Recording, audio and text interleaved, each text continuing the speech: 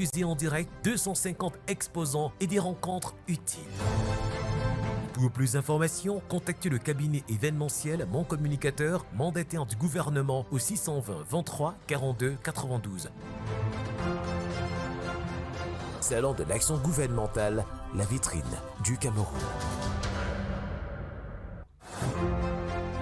Face aux énormes défis que doit relever le Cameroun pour son émergence en 2035, le gouvernement, à travers la stratégie nationale de développement S1D30, s'est engagé à développer les infrastructures dans tous les domaines de la vie de la nation afin de répondre aux besoins des populations.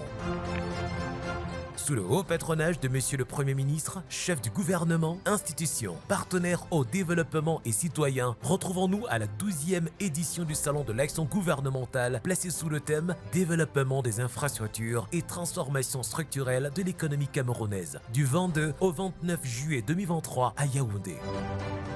Le SAGO 2023, c'est 15 conférences publiques sectorielles diffusées en direct, 250 exposants et des rencontres utiles. Pour plus d'informations, contactez le cabinet événementiel Mon Communicateur, mandataire du gouvernement au 620 23 42 92.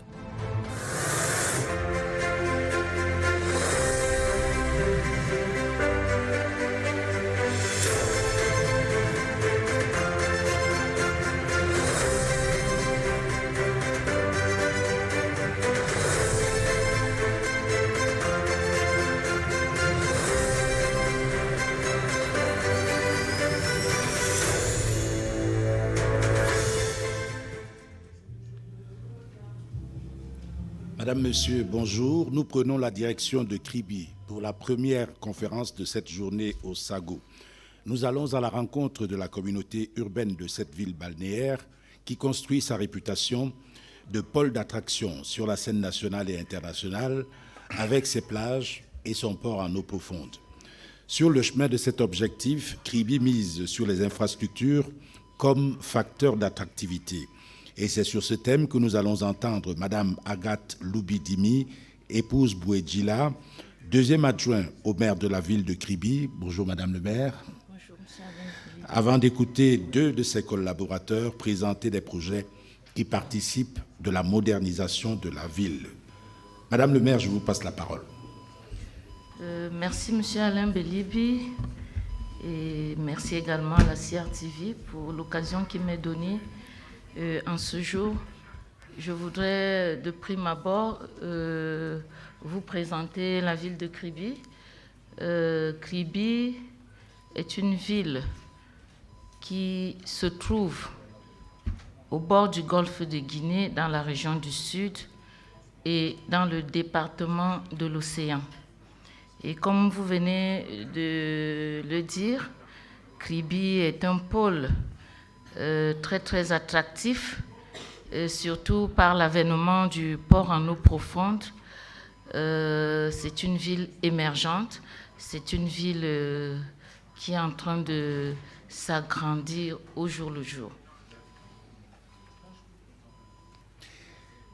Oui, Madame, le thème de cette conférence, le thème choisi par la communauté urbaine de Kribi, c'est les infrastructures comme pôle d'attractivité.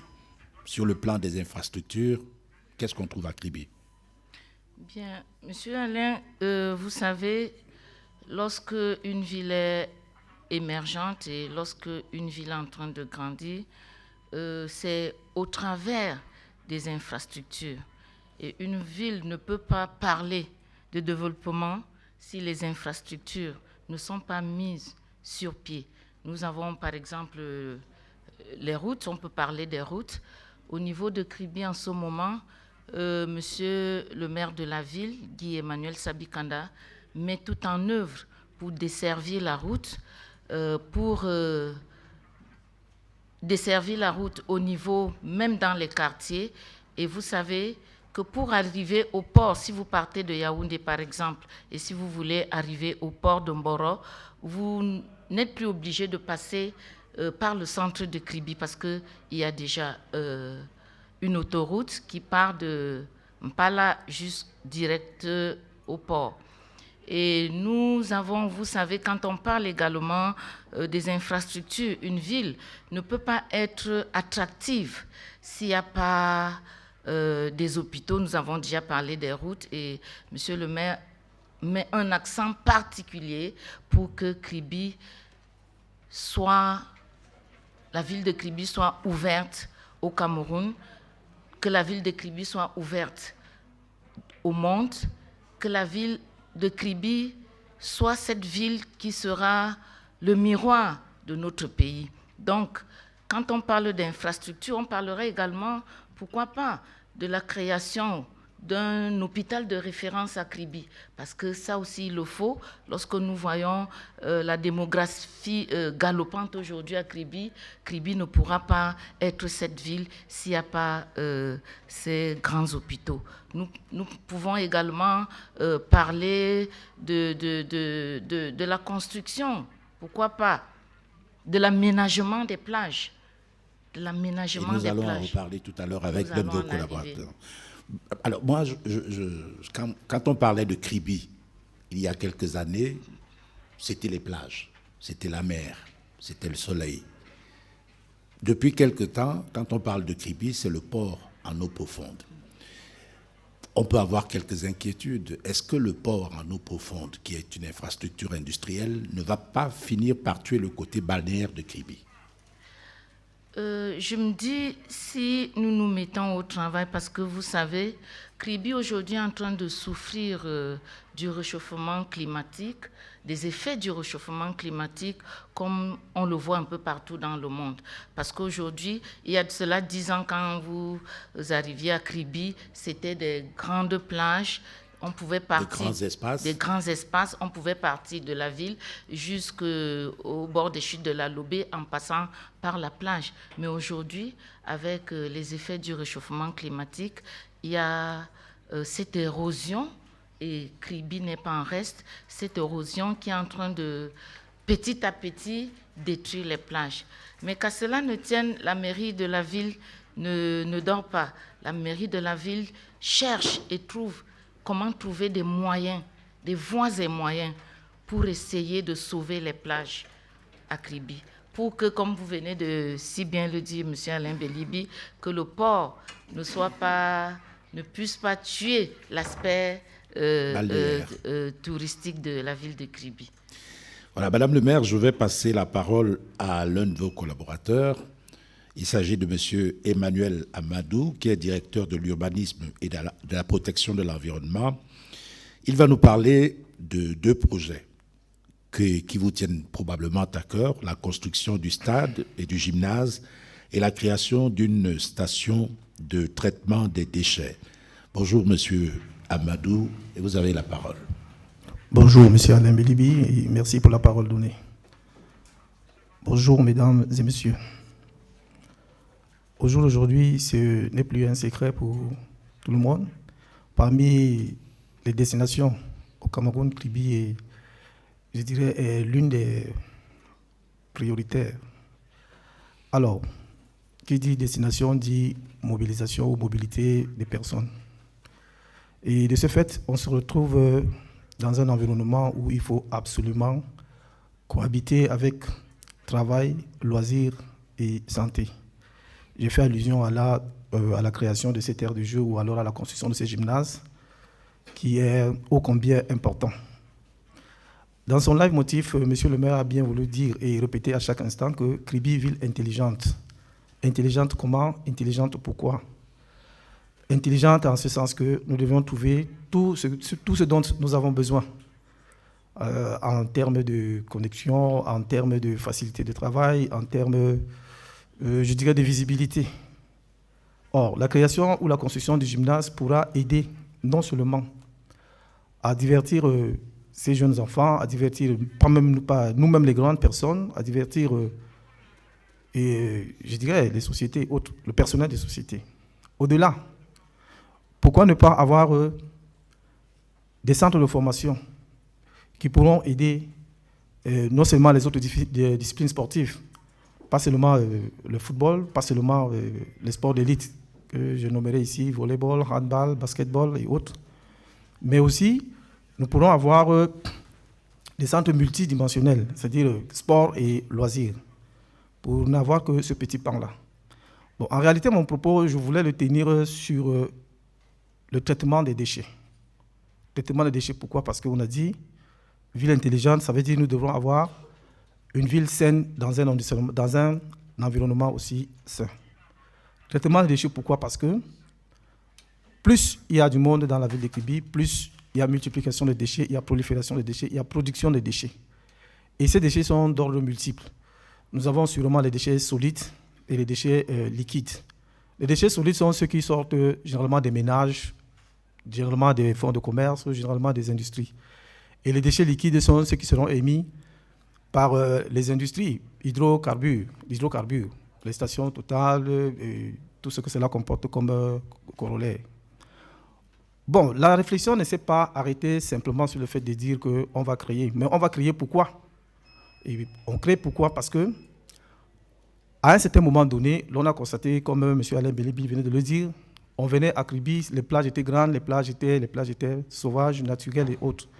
Mais à nos jours, on n'a pas besoin de trop réfléchir pour constater qu'il y a eu une réduction le gap est très grand entre les anciennes plages que nous avons et celles que nous avons aujourd'hui. Et tout cela est dû au réchauffement climatique qui découle de quoi? L'accumulation excessive des déchets et le non-traitement ou alors le mauvais traitement des déchets. De ce fait donc, l'on a pensé qu'il fallait avoir une nouvelle technique, avoir une nouvelle approche de pouvoir cerner le problème et au besoin l'éradiquer. Cerner le problème comment?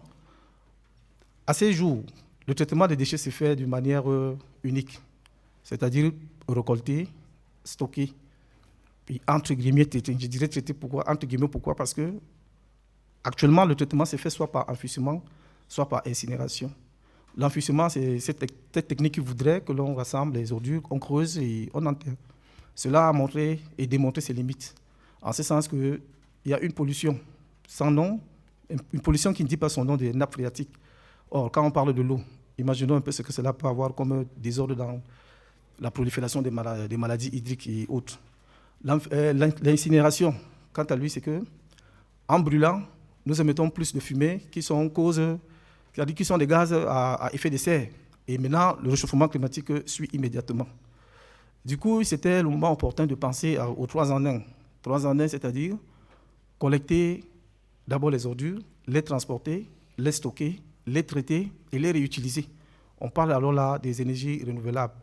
Dans un autre jargon, on dit généralement de your waste is my wealth. Donc ton déchet est ma richesse. En ce sens, quand j'ai déjà stocké le déchet, je procède à un tri systématique. Si je ne le fais pas à l'avance, je procède à un tri. Le tri de quoi? C'est-à-dire les déchets biodégradables d'un côté, les déchets non biodégradables de l'autre. Là, nous sommes dans le cas des déchets solides. Les biodégradables, c'est ceux sortis de ménage, les pots de bananes, les pots de, je sais pas, les bibolons, les pots de manioc, ainsi de suite. Ceux non biodégradables peuvent être classés comme les piles, les bouteilles plastiques, tout ce dont la dégradation prendra du temps. De ce fait donc, il était important, comme je disais tantôt, d'aller aussi vers la population et de faire ce qu'on appelle une sensibilisation de proximité.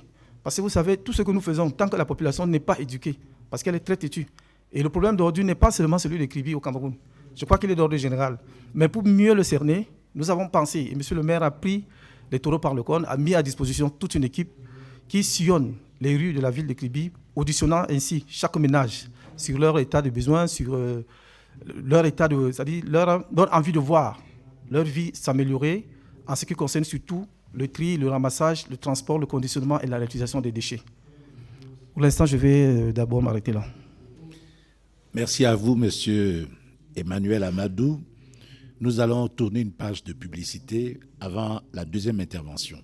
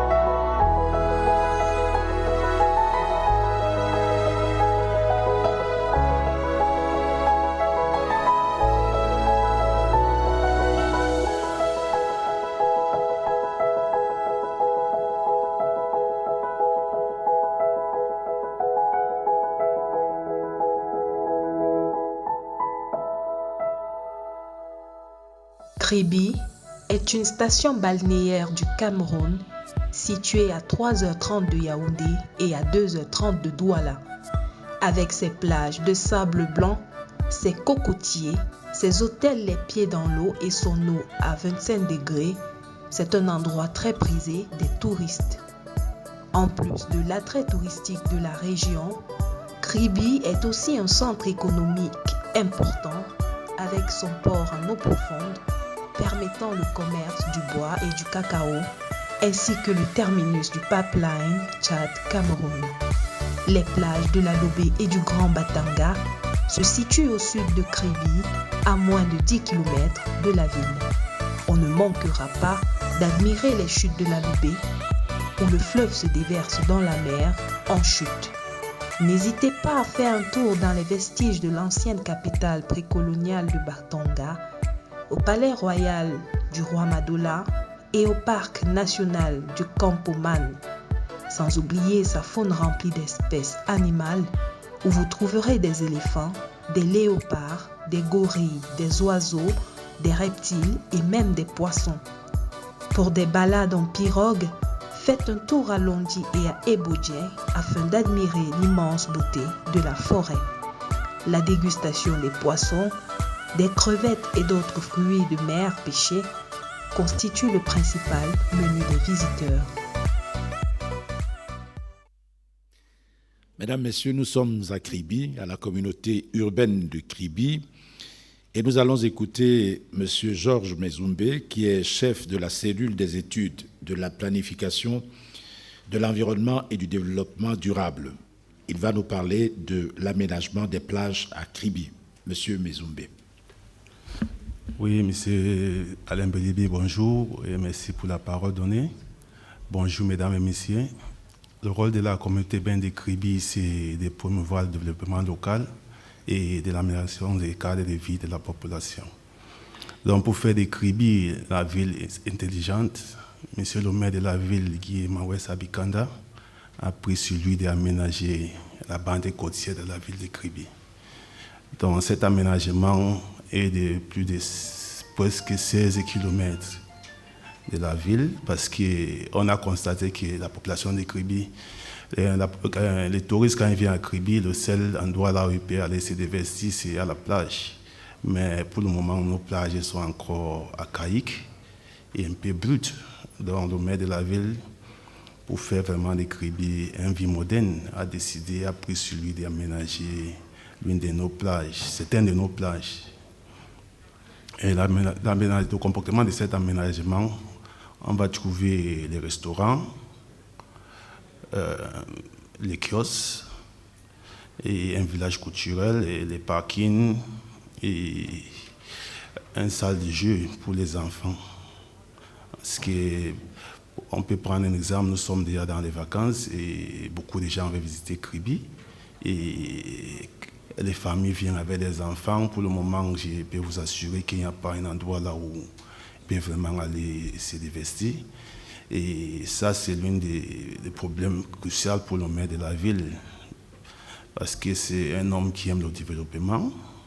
Il a sollicité pour aménager nos plages. Le projet est déjà maturé. Nous sommes là pour chercher le financement pour réaliser ce projet. Le projet est pour une durée de 36 mois, c'est-à-dire 3 ans, et ça doit se passer en 2 phases. Je vous remercie. Voilà, merci M. Mezoumbe. Nous allons tout à l'heure donner la parole au public ici présent pour un échange avec les exposants. Auparavant, on aura été dans la rue pour entendre parler l'homme de la rue, son opinion sur Kribi et ses vœux pour cette ville. Je vous propose d'abord une autre page de publicité.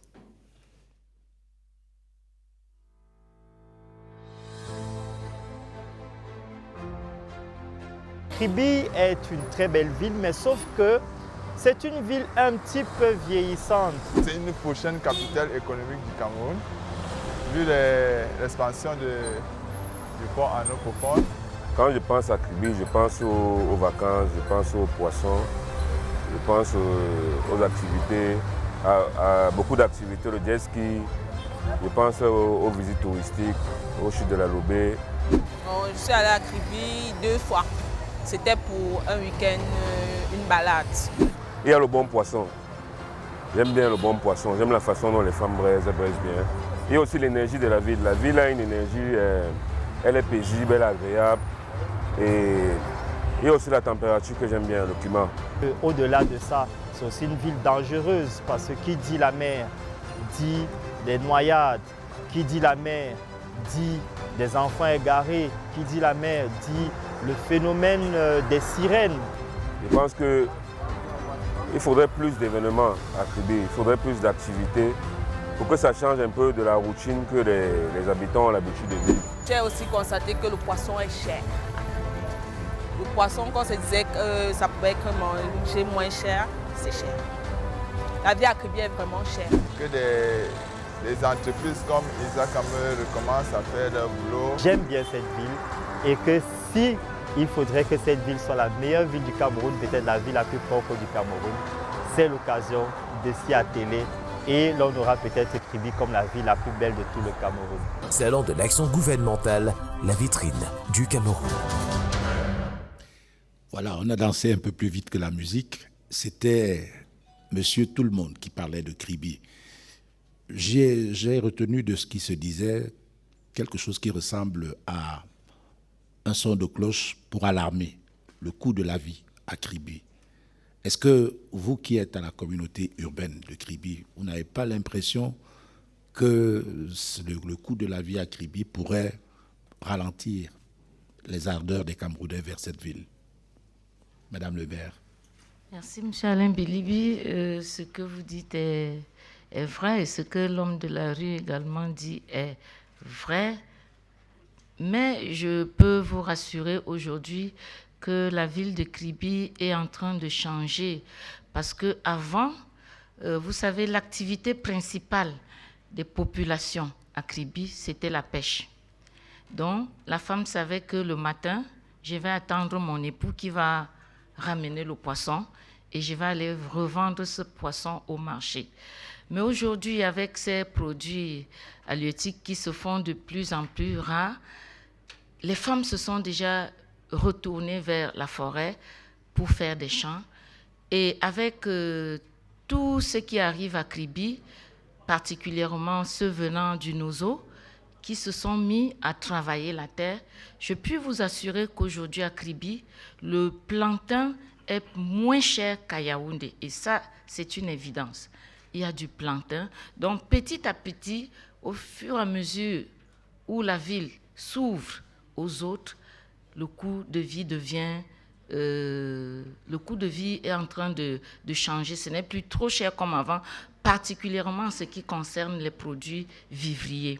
Bon, si on veut parler des hôtels, on veut parler du poisson, on veut parler d'autres choses qui sont chères. C'est vrai, vous savez, avec la démographie galopante, c'est pas toujours évident. Nous voyons que le développement, quelquefois, nous surprend.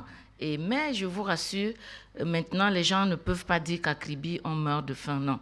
C'est vrai, les hôtels, quand même, sont un peu chers à cause de toutes ces populations qui viennent à Kribi. Donc, petit à petit, les Kribiens se remettent au vert, ils repartent dans les champs, parce que ça, ce n'était pas le cas d'un Kribien avant. Le Kribien, c'était, il ramène son poisson, on va le vendre, et puis c'est comme ça. Mais aujourd'hui, en ce qui concerne les produits vivriers à Kribi, je pense que la donne est en train de changer. En regardant les images de Kribi et de ses alentours tout à l'heure, j'ai compris qu'il y a, en dehors de la mer et de la plage, sur le plan touristique, d'autres atouts.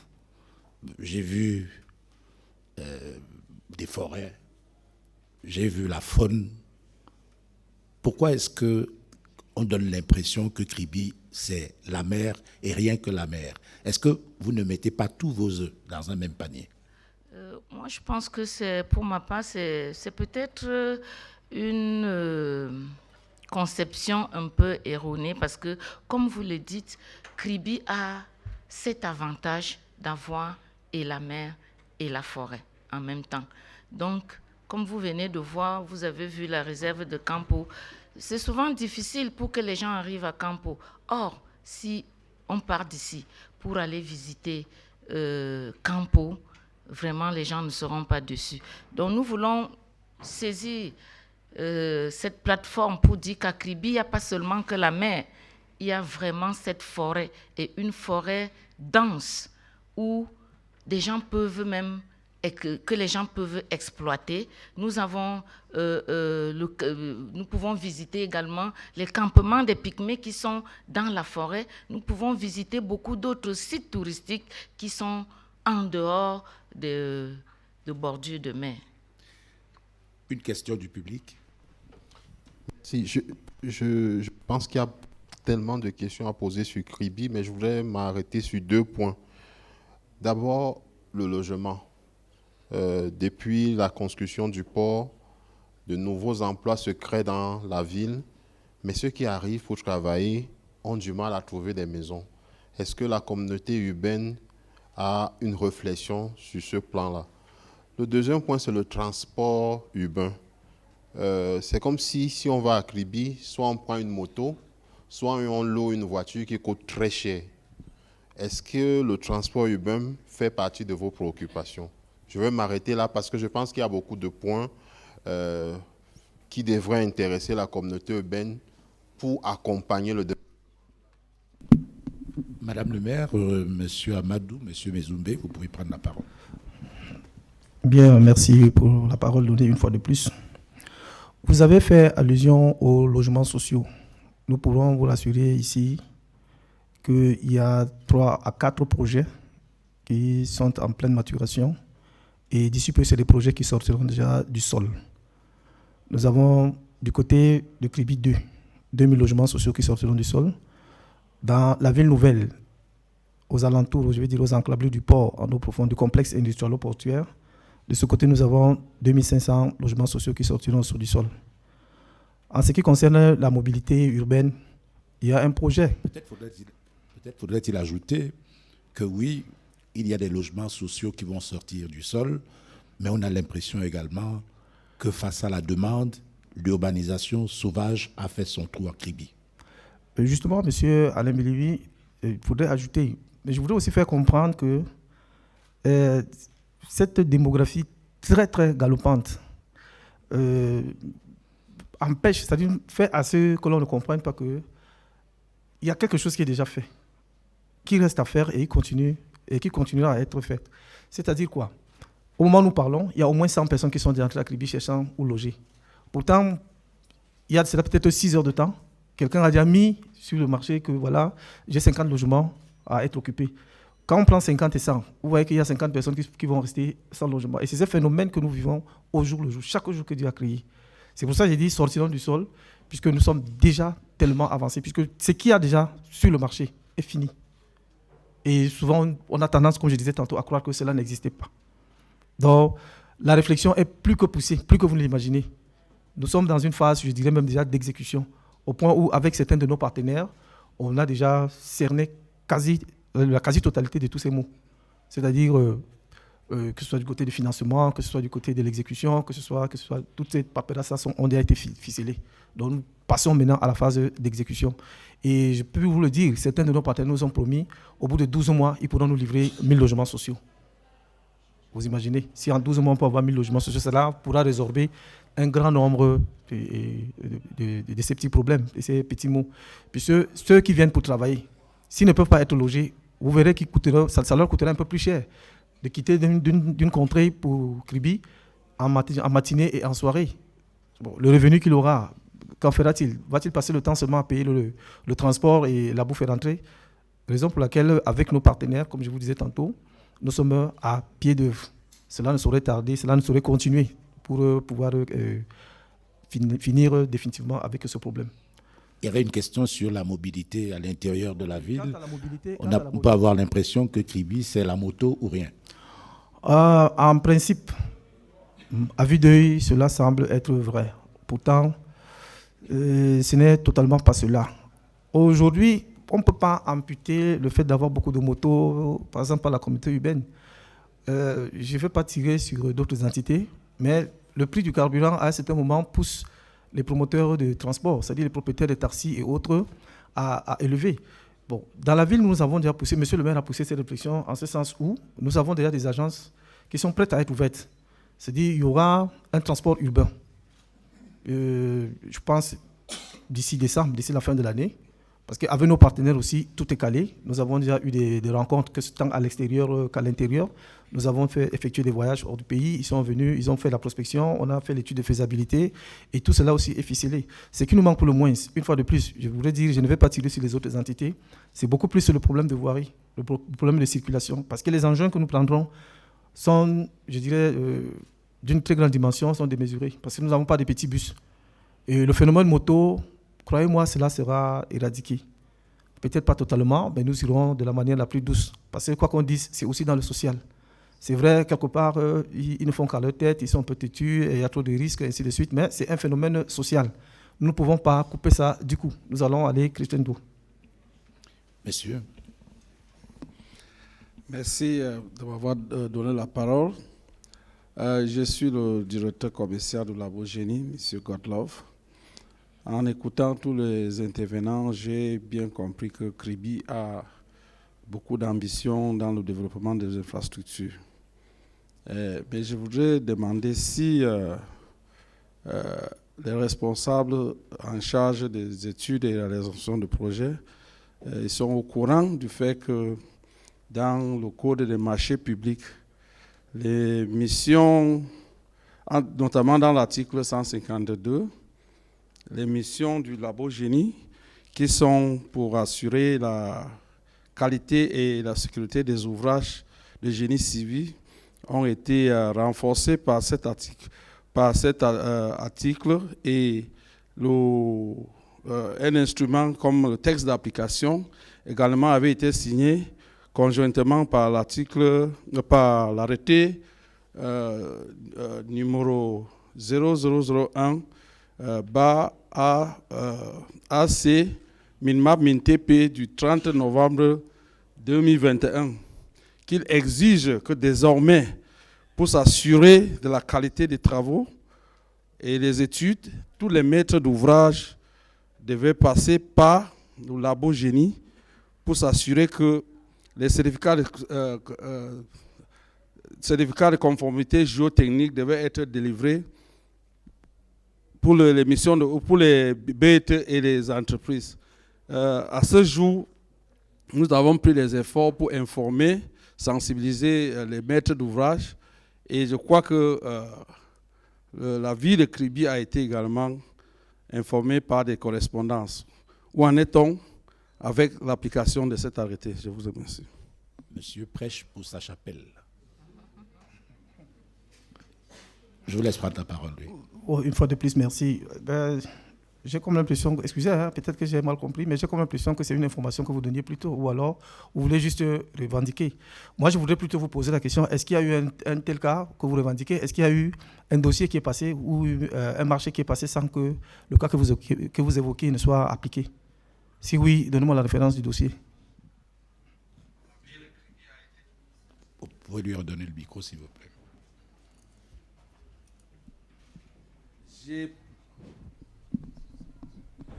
J'ai posé la question, où est la place que vous avez donnée à cet arrêté conjoint qui est un instrument bien inscrit dans le code de marché public, mais qu'à ce jour, nous ne sommes pas en train de voir son application. Merci. Vous ne saurez voir une telle application si jamais vous ne vous êtes rapproché non seulement de la communauté urbaine, ou alors si vous avez constaté qu'il y a un projet qui est en train de se faire exécuter, sans toutefois tenir compte de ce que vous dites, là vous pourrez faire ce reproche. Or, sauf si vous sollicitiez, sauf si vous vouliez que l'on vous tienne, qu'on vous tienne par voie, je ne sais pas trop, par un canal. Et nous souhaiterons aussi que vous passiez sur une autre plateforme comme celle-ci pour dire que, bon, effectivement, Kribi s'était déjà arrimé. Oui, monsieur. Bien, bonjour, je suis M. Mbela, je travaille à la communauté humaine de Douala. Je vous ai déjà félicité Madame le maire et son équipe pour le travail qui est fait à Kribi en ce moment. Néanmoins, j'ai 2 ou 3 préoccupations. La première, c'est qu'à Kribi actuellement, comme Alain Bilibi le disait, on parle plus du port. Mais nous aimerions souligner à l'attention de la ville de Kribi que la première économie mondiale, c'est le tourisme. Donc, nous suggérons que des efforts spécifiques soient menés dans ce sens, parce que c'est le tourisme qui peut, en plus des efforts que le gouvernement fait, impulser le développement de la ville de Kribi. L'autre problème que je voulais souligner, c'est les problèmes environnementaux liés surtout au retrait du trait de côte, à l'érosion côtière. Qu'est-ce qui est fait? Quel est l'état de la connaissance actuellement à Kribi sur cette question? Et enfin, la dernière s'intéresse à l'occupation du sol. Nous sommes assez surpris que Kribi ne nous ait pas parlé de comment est-ce que le sol est géré. Y a-t-il un plan d'occupation des sols à Kribi? Est-il mis en œuvre? Quelles sont les difficultés liées à sa mise en œuvre? Merci. Madame le maire, messieurs. Je pourrais quand même d'abord répondre à la première question, ensuite les techniciens sont là. Effectivement, ce que vous dites est vrai, et je le parlais tout à l'heure avec M. Alain Bilibi, que si on ne fait pas attention à Kribi, c'est le port. Quand on parlera de Kribi, on ne verra que le port. Il n'y aura plus cet aspect touristique même de la ville. Et dans ce cadre-là, je pense que le maire et toute l'équipe, le maire est en train de mettre tout en œuvre pour revaloriser nos plages, pour revaloriser tous nos sites touristiques que jusqu'à présent beaucoup ne connaissent pas. Beaucoup ne connaissent pas qu'il y a un rocher du Loup qu'il faut visiter, tout simplement parce que la route s'arrête au port. Et juste après le port, c'est une route non bitumée. Et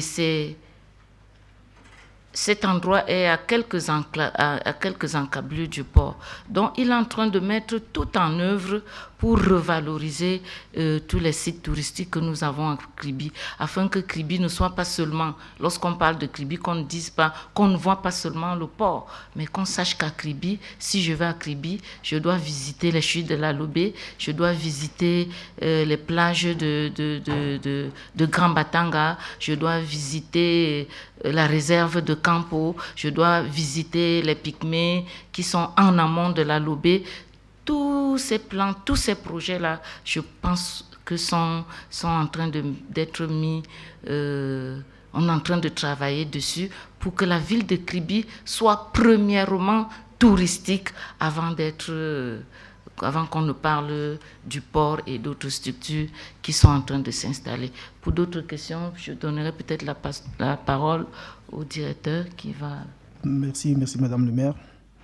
Je reviendrai une fois de plus sur les dires de M. Ali Bilibi. Est-ce que le port ne va pas tuer la ville de Kribi? Moi, je dirais non. Tout au contraire, c'est un atout, puisqu'on dit ville industrialo-portuaire. Et industrialo, il y a le tourisme dedans. Il y a l'industrie, je vais dire. Il y a le port, il y a le port de plaisance. Par exemple, quand vous entendez parler de la ville nouvelle, c'est un espace dédié à la construction de la ville de Kribi. Et cet espace est de l'ordre de 4000 hectares. Et ces 4000 hectares sont dédiés à quoi? Construire des avenues nouvelles, construire des nouveaux camps, construire... Bref, une nouvelle ville avec toutes ses fonctionnalités. Et une ville qui se veut moderne. Quant à intelligente, je vais y arriver. Bon, maintenant, quand vous parlez de tourisme spécifique et autres, je tiens à vous rappeler que Kribi et Douala, nous sommes des partenaires. Et je pense que nous sommes allés copier chez vous. C'est le moment ou jamais de le dire ici. Et nous avons pris bon exemple d'un certain nombre de choses que vous avez effectuées, vous nous avez enseignées, nous sommes venus, nous avons commencé à appliquer. Donc de ce côté, vous aurez le temps de juger votre élève. Donc faites-nous confiance. Bon, côté environnemental, vous avez posé le problème. Est-ce que nous avons un état de connaissance de ce qui se passe comme... ce qui se passe avec la destruction de l'environnement actuellement? Quoique notre système d'information géographique est encore en cours, parce qu'on vous a bien dit ville intelligente. Au moment où je vous parle, il y a des équipes sur le terrain qui sont en train de faire la récolte des données que nous allons traiter plus tard et mettre en ligne. de manière à ce qu'au jour d'aujourd'hui, que vous ne passiez plus le temps à chercher quelle température il fait à Kribi, quelle est la vitesse du vent, quelle est la pluviométrie, ainsi de suite. Or, tout ceci a pour corollaire de savoir, de maîtriser son environnement, de savoir que, attention, dans tel quartier, nous sommes dans une zone sismique, dans tel autre quartier, nous sommes dans une zone à forte pluviométrie, dans tel autre quartier, le sol n'est pas meuble, ainsi de suite. Donc cet état de connaissance de notre environnement, nous sommes déjà en train de pouvoir le maîtriser. Cela ne va pas à grande échelle comme chez vous. Parce qu'aujourd'hui, on tire sur Kribi comme si Kribi est une vieille ville. Vieille ville de nom, mais en matière de développement, en matière d'adéquation avec tout ce que le modernisme apporte. Nous sommes encore au jardin d'enfants, mais qui est sûr, nous irons à pas de géants. Je n'ai pas envie de dire qu'on risque de vous rattraper, mais je suis sûr que nous allons vous traverser. Bon. Maintenant, le plan d'occupation du sol. Le plan d'occupation du sol de Kribi. Je disais tantôt, nous sommes encore à l'école maternelle, vis-à-vis des villes des métropoles comme Douala et Yaoundé. Et au jour d'aujourd'hui, la mentalité de ceux de Yaoundé et de Douala, elle est carrément différente de celle de Kribi. Aujourd'hui, nous assistons à une installation anarchique, je dirais sauvage, des maisons, que ce soit dans des bas-fonds, que ce soit. Venez nous expliquer aux citoyens lambda de la ville de Kribi que, mon cher, ici, ce n'est pas adéquat. Il va vous dire que voilà la tombe de mon grand-père, voilà où je suis né, ainsi de suite. Mais pourtant, c'est à vous d'aller vers lui et de lui expliquer les bienfaits. Ce qui fait qu'au jour d'aujourd'hui, nous avons un poste qui existe déjà, mais qui tend à être obsolète. Et pour ce faire aussi, une équipe est sur le terrain pour les différents audits, pour pouvoir ressortir un nouveau poste adéquat et adapté à ce qui viendra dans 5, 10, 15 et que sais-je encore. Mais rassurez-vous, nous allons vous traverser, voilà. Oui, monsieur.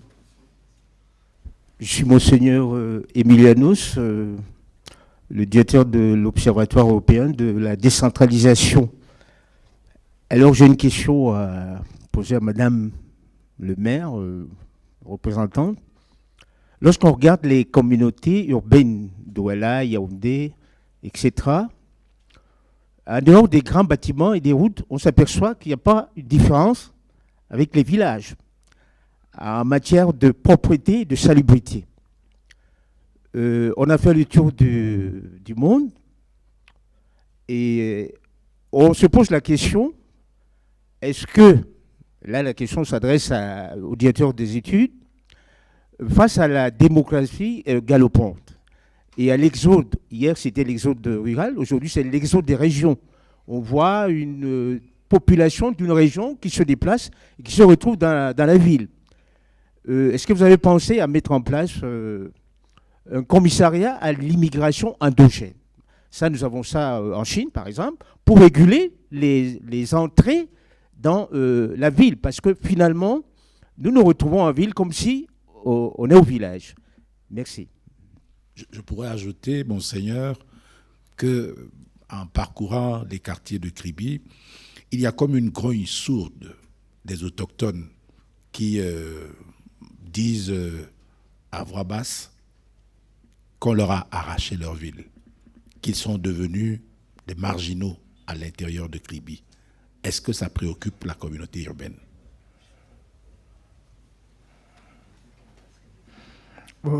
Avant, je répondrai beaucoup plus à la deuxième question, celle posée par monsieur. D'abord à la deuxième question posée par monsieur Alain Bélibi, avant de venir au Monseigneur. Ok, grouille, sourde, on a arraché leur ville, ils sont marginalisés. Cela nous préoccupe, mais pourtant, on ne donne pas trop de valeur beaucoup plus sociale à cela. Du moment où on dit chacun devrait se sentir chez soi au Cameroun. Je prendrai pour exemple simple, moi-même qui vous parle. D'où sortait qu'un Amadou est directeur de l'urbanisme à Kribi. Ça veut dire que au niveau de la mairie, nous nous sentons tous Camerounais. Quand vous entendez Messombe, qui est de l'autre côté, qu'est-ce qu'il fait à Kribi? Ça veut dire que nous avons déjà surpassé ce problème de dire que je suis chez moi, je ne suis pas chez moi. Le plus important, c'est quoi? Est-ce que je suis utile pour la société? Est-ce que je sers à cette société, cette ville, ce village qui m'accueille? J'ai beau être d'ailleurs, mais si je suis important, à quoi servira ma nationalité ou je sais pas, ou mon ethnie et autres? Donc, et à mes beaux-frères, mes cousins qui disent qu'on l'a arraché. Bon, si vous êtes paresseux, pensez-vous parce que vous êtes chez vous et que ça devrait donner. Je prends un exemple simple. Si un linge est sale, vous posez le savon à côté. Si vous ne frottez pas, le linge sera propre? Je ne pense pas. Donc absolument, il faudrait que l'on intègre. Cela nous préoccupe. Mais nous avons cette manière de beaucoup plus les amener vers le travail, de leur faire comprendre que, attention, comme vous dormez sur vos lauriers, comme vous pensez que ce n'est que la pêche, comme vous pensez que, Madame le maire venait de le dire tout à l'heure, auparavant, on assimilait le cribien à un pêcheur. On savait que non, après fruits de mer, la vie s'arrête. Au jour d'aujourd'hui, elle vous a fait comprendre que le plantain coûte moins cher à Kribi qu'ici à Yaoundé. Donc, petit à petit, nous commençons déjà, avec cette insertion sociale, avec cette sensibilité de proximité, comme je disais tantôt, à faire comprendre aux gens que non, personne n'est étranger ici. Certes, la ville est l'une des premières destructrices de ce que c'est que la culture. Parce que la ville devient déjà cosmopolite. Chacun vient avec le comportement d'ailleurs. Il vient, il intègre, il pollue, souvent il phagocyte même. Mais nous n'en sommes pas encore là. Je ne pense pas que nous y arriverons. Le but ici, le véritable problème, c'est de concilier tout ce qui vient d'ailleurs dans une seule entité. Parce que quand on dit ville, pourquoi on a dit ville? On serait resté au cadre du village. Quand on a déjà dit ville, ça veut dire que le village n'a plus de nom. Peut avoir sa place, mais n'a plus de nom. À cet instant, ça devient cosmopolite, ça devient un melting pot, mais que l'on devra pouvoir canaliser pour en faire bon usage. Bon, maintenant, la police, vous avez dit police de... Oui, de régulation des mouvements. Oh. Vous avez 1000 personnes, il n'y a pas de toilettes, il n'y a pas de si. Et s'il n'y a pas une possibilité de réguler ces entrées dans les villes, nous avons ce problème chez Yaoundé. Partout, c'est les toilettes, partout, parce qu'il y a des gens qui viennent de toutes les régions. Et au niveau de la communauté urbaine, on va vous donner un micro. Donc, au niveau de la communauté urbaine, est-ce qu'on ne peut pas mettre en place une structure qui régule ces mouvements? Vous voyez, les gens prennent le train, ils arrivent et tout de suite, vous avez 1000 personnes dans un seul site et les structures ne sont pas adaptées, et etc., etc. Voilà. Donc, en Chine, par exemple, vous avez ce qu'on appelle le visa d'immigration à Pékin, par exemple. Vous ne pouvez pas vous lever, vous allez à la capitale. C'est ça. Donc, je dis, est-ce que Kribi ne peut pas innover? Parce qu'à Yaoundé, à Douala, on n'y pense pas. Voilà. C'est un peu ce que je propose. Je me réjouis du mot ce que vous dites, hein, innover. Vous comprenez? Ça, c'est un mot, c'est le mot phare de toute votre question, innover. Nous voulons bien, mais les habitudes sont têtues. Parce que si mon cousin veut quitter de Yaoundé pour me rendre visite à Kribi, il vient avec 3 de ses amis. Je dis quoi? Ne viens pas, viens seul. Ou si demain, mon cousin est déjà rentré, ses amis se souviennent que, tiens, nous sommes arrivés à Kribi, le monsieur de la communauté nous a tellement bien reçus. Repartant, il vient aussi avec deux autres amis. À ce moment, on fait comment? Est-ce que vous voulez qu'on commence à trier qui viendra à Kribi ou pas? Est-ce que vous voulez qu'on commence à dire que, bon, tel est de ma famille, il doit venir ou pas? Bon, bref, c'est envisageable. Bon, peut-être pas de trier les entrées, mais d'améliorer leur séjour, de voir qu'est-ce qu'on peut mettre en place comme structure d'accueil. Parce que le véritable problème, comme vous le dites, comme vous le soulignez bien, c'est un problème d'assainissement. Et l'assainissement, comme je vous dis, la structure dont je suis responsable est préoccupée comme il n'est pas permis. Nous faisons des pieds et des mains, nous ne dormons carrément pas. Parce que nous avons des partenariats de par le monde. Et chaque jour, nous accueillons tout ce qui vient comme critique, tout ce qui vient comme solution, tout ce qui vient comme proposition. Et croyez-moi, d'ici décembre, je ne suis pas sûr que nous aurons encore le même langage. Je vous remercie. Oui, monsieur. Merci pour la parole donnée. Moi, c'est Munjindo Disongo. Je suis urbaniste en service à la communauté urbaine de Douala. Bon, vous avez bien dit tout à l'heure, vous êtes nos enfants. Nous sommes en partenariat avec vous. Mais aucun parent qui a été délinquant ne veut voir également son enfant devenir délinquant. J'aimerais attirer votre attention. Nous savons que le foncier est géré au Cameroun par le cadastre et l'occupation de sol est gérée par la communauté urbaine.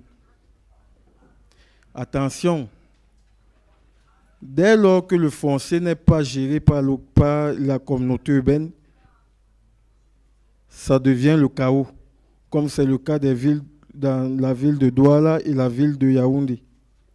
Kribi est une ville nouvelle. Kribi est une ville en pleine création, si on peut le dire ainsi. L'arrivée du port, le tourisme qui se veut être galopant, peut attirer davantage des populations vers la ville de Kribi. Mais à ce moment où l'occupation du sol n'est pas maîtrisée, ça va devenir autre chose. Et nous avons posé la question tout à l'heure. Qu'est-ce que la communauté urbaine de Kribi fait vraiment pour s'impliquer, pour vraiment essayer de faire tout? Est-ce que la communauté de Kribi essaye de faire tous les efforts nécessaires qui sont à son pouvoir pour s'ingérer dans la gestion du foncier? Parce que dès lors qu'un monsieur aura acheté ses 100 hectares, il aura un titre foncier sur ces 100 hectares, vous n'allez pas venir lui dire après, il ne va même pas accepter que vous lui dites qu'à cet endroit, nous voulons que cet endroit soit réservé pour les bâtiments de tel niveau. Nous voulons qu'à cet endroit, il n'y a que des édifices à caractère commercial. Il ne va pas accepter. Voilà pourquoi il est grand temps pour que vous puissiez agir quand il est encore temps. Parce que dans 5 ans, 10 ans, il se fera très tard. Le même désordre qu'on retrouve dans nos grandes villes, on va également le retrouver à Kribi. Merci. Au moment où nous parlons, j'ai attiré votre attention il y a si peu que, malgré le fait que notre plan d'occupation de sol tire déjà à son obsolescence, nous sommes en train de travailler pour un nouveau poste. Qu'à cela ne tienne, ce que vous dites, avant d'obtenir toute opération d'urbanisme, tout acte d'urbanisme, nous procédons à ce que nous appelons une mise à jour. Et cette mise à jour nous renseigne sur ce qu'avait dit le poste. Du coup, pour obtenir le permis de bâtir de nos jours à Kribi, il faudrait vraiment que vous ayez, c'est-à-dire toute la documentation en votre faveur. C'est-à-dire allant de votre plan durement signé, vos études géotechniques, et toute une commission siège. Cela ne va pas qu'on se lève le matin, on occupe. Et tous ceux qui s'occupent savent à quoi s'en tenir. Parce que quand nous arrivons, la simple croix de Saint-André que les agents mettent, c'est toujours accompagné d'une sommation et on te donne une lettre d'information que sache que le plan d'occupation de sol à cet endroit dit que voilà. Faites comme vous voulez, mais le moment venu, ça serait à vos risques et périls et vous risquerez d'être déguerpis à vos frais. De ce côté, vraiment tenez-vous tranquille. Le maire y veille. Merci à vous. Je suis désolé, on ne peut pas continuer parce que nous sommes limités dans le temps. Je voudrais quand même faire remarquer, Madame le maire, que Kribi est une ville qui donne l'impression d'être tournée vers l'avenir et exclusivement tournée vers l'avenir. Mais Kribi a un passé. C'est une ville chargée d'histoire. Est-ce qu'à Kribi, on essaye de faire en sorte que ceux qui arrivent connaissent l'histoire de Kribi et que Kribi préserve son histoire? Oui, Kribi, comme vous le dites, est d'abord une ville coloniale. Et lorsque vous arrivez à Kribi, vous allez voir encore tous les vestiges de la colonisation qui sont à Kribi, la cathédrale de Kribi, le phare de Kribi. Je pense que pour une ville qui se veut émergente, elle ne pourra jamais oublier là où elle a commencé. Et je pense que Kribi ne pourra jamais oublier son histoire. Et c'est pour cela que à Kribi, nous avons toutes ces fêtes commémoratives pour nous rappeler de notre histoire. Nous avons toutes ces fêtes, nous avons la fête des Batanga, nous avons la fête du Ngumamabi, qui nous rappelle, lorsque le touriste ou bien quelqu'un arrive à Kribi, qui nous parle du passé de Kribi, qui nous parle de l'histoire de Kribi. Et je pense que nous ne serons... On ne peut pas oublier l'histoire d'une ville. Et la communauté urbaine, avec les dépliants et tout ce qu'on peut mettre en place pour montrer à ceux qui arrivent à Kribi que Kribi d'abord est une ville qui a une histoire, une ville qui a été bâtie d'abord par les Allemands et ensuite jusqu'à nos jours. Donc Kribi ne peut pas oublier son histoire. C'est vrai, avec la modernisation, on pense qu'on peut oublier d'où nous venons, on peut oublier notre histoire, mais non. Nous avons mis sur pied tous ces dépliants qui nous parlent de l'histoire de la ville de Kribi. Et lorsque quelqu'un veut vraiment bien se renseigner sur la ville de Kribi, que cette personne passe à la communauté urbaine de Kribi, elle aura toutes les informations nécessaires de l'histoire de la ville de Kribi. Merci Madame le maire, merci messieurs les directeurs. Je voudrais, avant de clore cette conférence, annoncer celles qui sont prévues demain. Conférence du ministère de l'Enseignement supérieur à 11h30. À 13h, la conférence du ministère des Mines, de l'Industrie et du Développement technologique. À 14h30, conférence de la Cameroon Water Utilities Corporation, Camwater. Merci encore une fois, Madame le maire, merci messieurs le directeur, merci au public et merci à nos téléspectateurs.